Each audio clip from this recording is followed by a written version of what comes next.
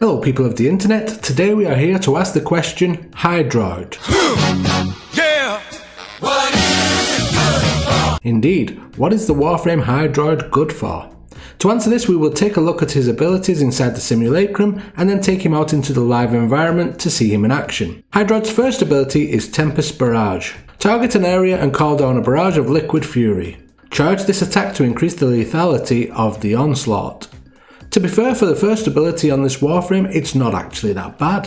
When charged up, the heavy bombardment of water-based missiles can do a decent amount of damage to these level 30 enemies, so you may get some use out of this ability while leveling up.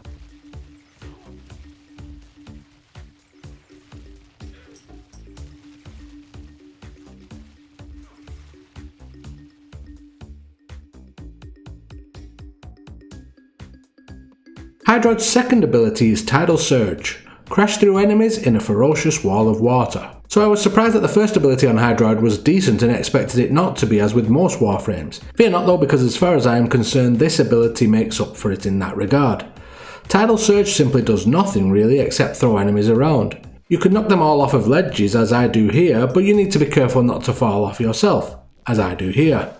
If you can ensure that you are not going to fall off a ledge, then you can simply just drag them along with you, doing next to no damage. It's not that you can barge past enemies on your way to extraction with this, as you carry them with you on the wave, so they are still looking at you when the ability is over, if a little puzzled on what on earth you are doing. Hydroid's third ability is Undertow.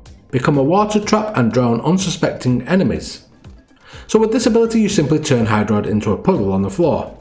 Any enemies that are daft enough to walk into it, which is of course most of them, will inevitably find the puddle to be much deeper than they imagined. They will then remain trapped here with the damage inflicted on them increasing each second until they are dead, you cancel the ability, or you run out of energy. It is worth noting however that while Hydroid is a puddle, he is also invincible, so this is a decent ability to use when surrounded without a hope. Hydroid's fourth ability is Tentacle Swarm. Tap to spawn watery tentacles from all nearby surfaces to wreak havoc. Charge to increase the number of tentacles and spawn area. Use while in Undertow to have the tentacles emerge from the pool. So as the tooltip states, this ability spawns tentacles. These tentacles swing enemies around viciously while damaging them. As suggested, if you use this ability while in Undertow, they will spawn in your puddle. If you move your puddle out of the spawn area though, they will just stay where they spawned and not follow you around, which I feel is a missed opportunity. To get the most from this ability, it is a good idea to equip the Pilfering Swarm augment, which I will go into a little more in the live environment. One last thing you may find interesting about Hydroid is his passive ability. Hydroid's slam attacks have a 50% chance to summon a tentacle. I am not sure how many players run around doing slam attacks with their Warframes, but if you do, then this is for you. Sometimes you will spawn a tentacle, sometimes you won't, as expected. Myself, I would rather just turn into a puddle and spawn tentacles, but if for some reason you would rather go about it the long way around, you can. Now that we've seen what Hydroid can do, let's put him in action in the live environment. I would generally use Hydroid in a defense mission with a group of friends, mainly because of his Pilfering Swarm augment that we looked at earlier. The reason being, any enemy caught in his tentacles has a 100% chance to drop an extra piece of loot. This can be great when you need to farm for Orokin cells on Saturn, or as I seem to find myself doing a lot, farming Tellurium in the defense mission on Uranus. Now that we have seen Hydroid in action, let's take a look at how to get him.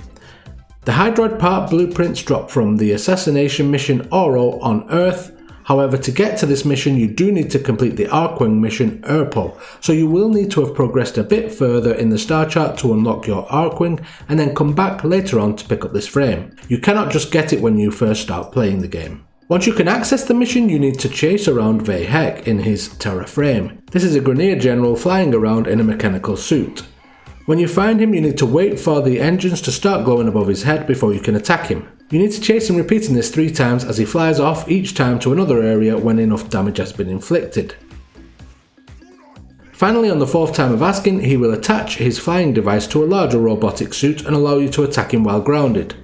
At this point it is a simple kill in most cases, except you don't actually get to kill him as he flies off yet again at around 5% health. The mission does complete though, and you can then head to extraction to claim your prize. In this case I got the Hydroid Neuroptics blueprint.